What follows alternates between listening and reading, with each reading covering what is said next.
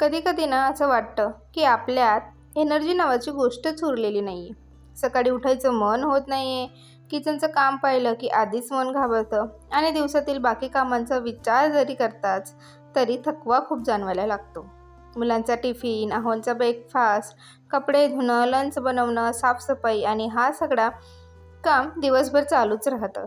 प्रत्येक काम उद्यावर ढकलावं असं वाटतं आणि दिवसाच्या शेवटी फक्त गिल्ट मिळतं की आज काहीच प्रोडक्टिव्ह असं केलं नाही. कदाचित तुम्ही या फेजमधून गेले आहात का? किंवा अजूनही त्यात अडकले आहात का? कदाचित कोणाला सांगूही शकत नाही की मन आणि शरीर दोन्ही थकलेले आहेत. पण खरं सांगायचं तर हा आळस फक्त एक सवय नसते. तो आपल्या मनाशी, विचारांशी, थकव्याशी आणि वातावरणाशी जोडलेली एक खोल समस्या असते. दररोज तोच रुटीन, त्याच जबाबदाऱ्या आणि स्वतःसाठी एक क्षणही नाही. अशा वेळी शरीर चालतं पण मन नाही. आजच्या या व्हिडिओमध्ये आपण त्या खऱ्या कारणांबद्दल बोलणार आहोत जे एका होममेकरला हळूहळू आळसाकडे ढकलतात.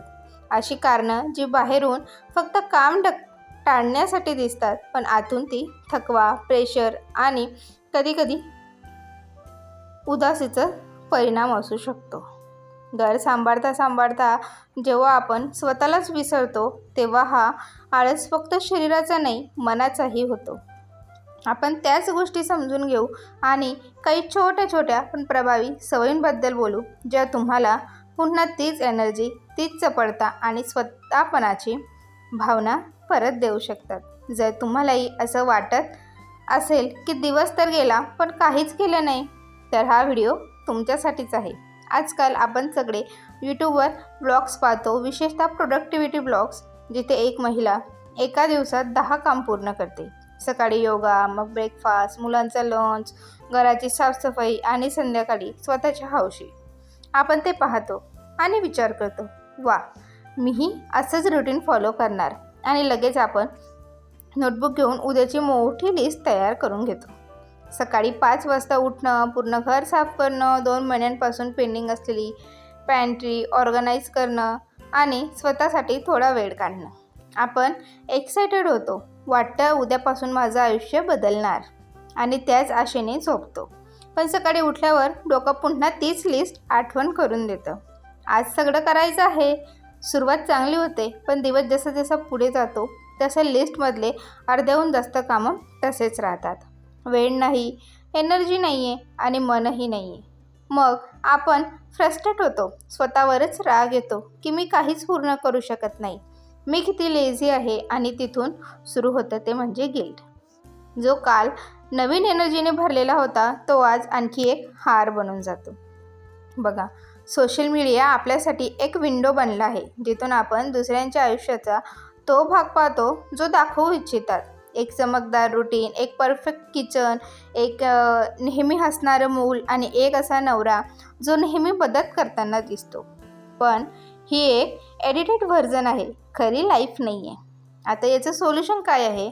सगळ्यात पहिली स्टेप ती म्हणजे लिमिट सेट करणं. आपण फोनमध्ये सोशल मीडिया ॲपसाठी एक फिक्स वेळ ठरवा. दिवसात 30 मिनिट किंवा 1 तास बस. आणि त्या वेळेतही फक्त तोच कंटेंट पहा जो तुम्हाला मोटिवेट करतो, गिल्ट किंवा प्रेशर देत नाही. जर कोणाचे व्हिडिओ पाहून तुमचं मन दुःखी होत असेल किंवा स्वतःबद्दल वाईट वाटत असेल तर समजा तो कंटेंट तुमच्यासाठी नाही. त्याला म्यूट करा, अनफॉलो करा, कारण तुमची मेंटल पीस कोणाच्याही फेक ग्लोपेक्षा छोटी नाही आहे. दुसरा स्टेप म्हणजे आपली खरी लाईफ बघणं. आपल्या किचनची साफसफाईची खुशबू जाणवा, मुलाने केलेली छोटी ड्रॉइंग पहा किंवा जेव्हा नवरा काही न बोलता चहा बनवून देतो तेव्हा त्या क्षणाला फील करा. या सगळ्या गोष्टी सोशल मीडियावर नसतात, या रिअल लाईफमध्ये असतात आणि तीच खरी खुशी असते. आणि एक अजून गोष्ट सांगायची, जर कोणाचे व्हिडिओ पाहून तुम्हाला इन्स्पिरेशन मिळत असेल तर त्या इन्स्पिरेशनची कॉपी करू नका. त्यातून तुमच्या आयुष्याचा एक छोटा बदल करा. जसं जर कोणीतरी टाईम मॅनेजमेंटवर व्हिडिओ केला असेल तर त्यातून फक्त एक आयडिया घ्या, पूर्ण रुटीन नाही. ती एक छोटी सवय तुमचा दिवस चांगला बनवू शकते. ही छोटी छोटी समज तुम्हाला सोशल मीडियाच्या गिल्टमधून बाहेर काढून तुमच्या घराच्या खऱ्या आनंदाशी जोडते. एक होममेकर दिवसभर काही ना काही करतच असते, पण जेव्हा कोणी विचारतं तुम्ही काय करता तेव्हा उत्तर येतं काही खास नाही, घरचं कामच करते. तर खरंच हीच आपल्या कामाबद्दलची विचारसरणी आहे का? सकाळी 6 वाजता उठणं, सगळ्यांचा नाश्ता, लंच, टिफिन तयार करणं, मुलांना शाळेत पाठवणं, घर सांभाळणं, बाजारात जाणं, बँकेचं काम, औषध आणणं, कपडे धुणं, साफसफाई ही एक चेन रिॲक्शन आहे जी थांबतच नाही आहे. आणि यात आपली मेंटल एनर्जी, आपली ताकद सगळी खर्च होते. पण आपणच त्या कामाला नॉर्मल मानला होय. जोपर्यंत सॅलरी स्लिप नाही तोपर्यंत काम महत्त्वाचं वाटत नाही. आणि मग काय होतं, जेव्हा कोणी आपल्याला रिकग्निशन देत नाही तेव्हा आपण स्वतःही विचार करतो की मी आयुष्यात काय करते. हीच विचारसरणी सेल्फ डाऊट बनते आणि सेल्फ डाऊटमधून येतो तो म्हणजे आळस. कारण जेव्हा आपण आपल्या कामालाच गंभीरपणे घेत नाही तेव्हा ते करण्याची इच्छा कमी होते. सोल्युशन म्हणजे आपल्या कामाला ओळख द्या. पहिली स्टेप म्हणजे आपल्या कामाला वर्क माना, छोटी जबाबदारी नाही.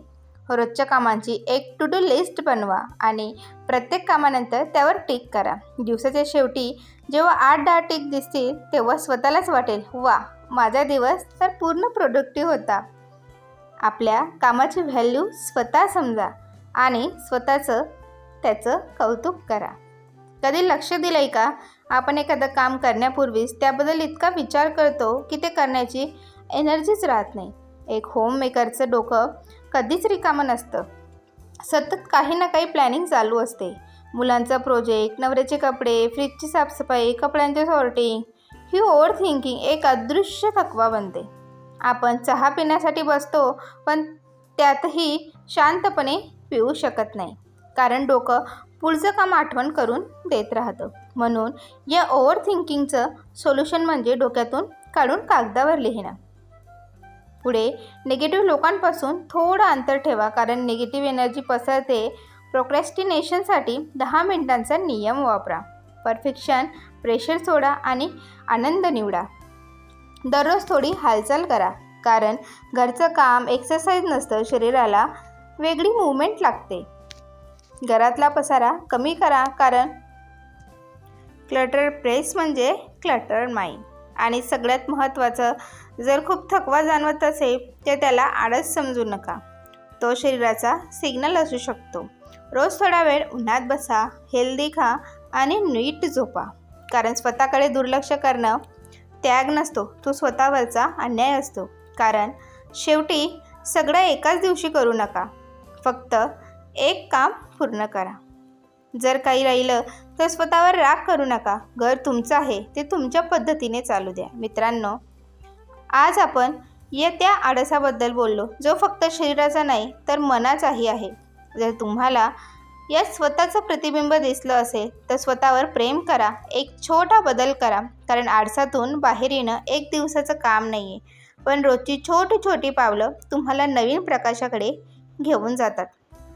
तोपर्यंत लक्षात ठेवा, तुम्ही आळशी नाही आहात. तुम्हाला फक्त थोडीशी दिशा आणि थोडंसं स्वतःवर प्रेम हवं आहे.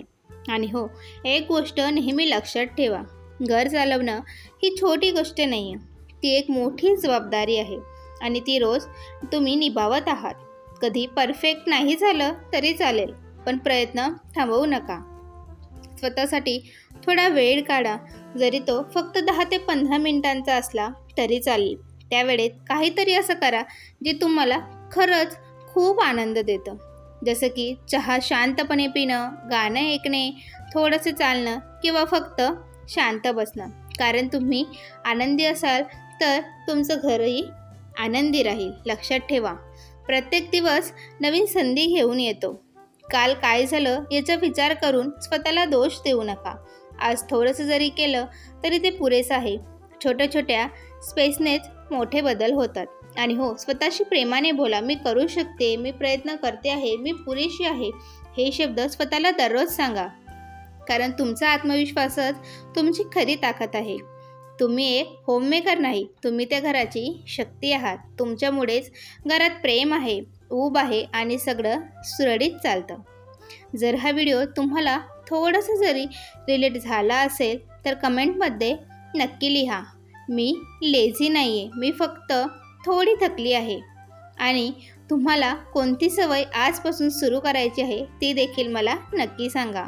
आणि अशाच मनाला स्पर्श करणाऱ्या व्हिडिओसाठी चॅनलला सबस्क्राईब करायला विसरू नका. मी भेटेन तुम्हाला पुढच्या व्हिडिओमध्ये. तोपर्यंत स्वतःवर प्रेम करा, स्वतःची काळजी घ्या आणि लक्षात ठेवा, तुम्ही खूप स्ट्रॉंग आहात. फक्त कधीकधी स्वतःलाच ते आठवण करून द्यायची गरज असते. तुमचं आयुष्य, तुमचा वेग, तुमची परिस्थिती सगळं वेगळं आहे. म्हणून स्वतःचा प्रवास स्वतःशीच कम्पेअर करा. कालपेक्षा आज थोडं चांगलं केलं तर तेच तुमचं यश आहे. म्हणून स्वतःची किंमत ओळखा. तुम्ही जे करता त्याला मान द्या आणि स्वतःवर अभिमान बाळगा.